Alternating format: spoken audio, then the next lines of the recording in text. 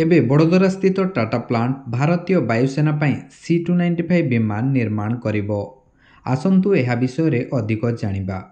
Airbus C-295 ହେଉଛି ଏକ ମଧ୍ୟମ ଫିଟ୍ କୌଶଳଗତ ପରିବହନ ବିମାନ ଯାହା ସ୍ପାନିଶ ଏରୋସ୍ପେସ୍ କମ୍ପାନୀ କାସା ଦ୍ୱାରା ଡିଜାଇନ୍ ଏବଂ ପ୍ରାରମ୍ଭିକ ଭାବରେ ନିର୍ମିତ ହୋଇଥିଲା।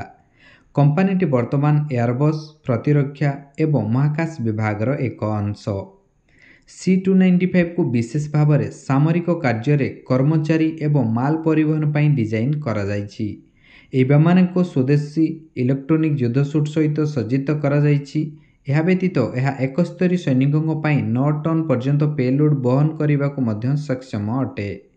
C-295 ସର୍ବାଧିକ କ୍ରୂର ଗତି 216 ନଟ୍ ହାସଲ କରିପାରିବ ଏବଂ ଅତି କମ୍ରେ 30,000 ଫୁଟ ପର୍ଯ୍ୟନ୍ତ ଉଚ୍ଚତାରେ ଉଡ଼ିପାରିବ।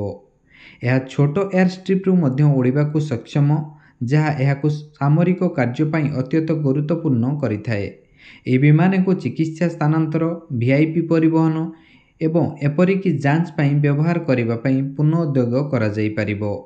2021ରେ ଭାରତ 56ଟି C-295 ପରିବହନ ବିମାନ କିଣିବା ପାଇଁ ଏୟାରବସ୍ ସହିତ ଏକ ଚୁକ୍ତି ସ୍ୱାକ୍ଷର କରିଥିଲା। ଏହି 56ଟି ଏୟାରକ୍ରାଫ୍ଟ ମଧ୍ୟରୁ 16ଟି ସ୍ପେନ୍ରୁ ସିଧାସଳଖ ଭାରତକୁ ଉଡ଼ୁଥିବା ପରିସ୍ଥିତିରେ ପଠାଯିବାକୁ ଥିଲା। ଏହା ବ୍ୟତୀତ 40ଟି ଜାହାଜ ଟାଟା ଆଡଭାନ୍ସ ସିଷ୍ଟମ ଦ୍ୱାରା ଏବେ ଭାରତରେ ନିର୍ମିତ ହେବ। ଏହି C-295 ବିମାନ ଭାରତୀୟ ବାୟୁସେନାର ଆଇନଗତ ଭାବରେ ଆବ୍ରୁ ଫ୍ଲିଟ୍ ବଦଳାଇବା ପାଇଁ ଅଟେ ଯାହା ପୁରୁଣା ହୋଇଯାଇଛି।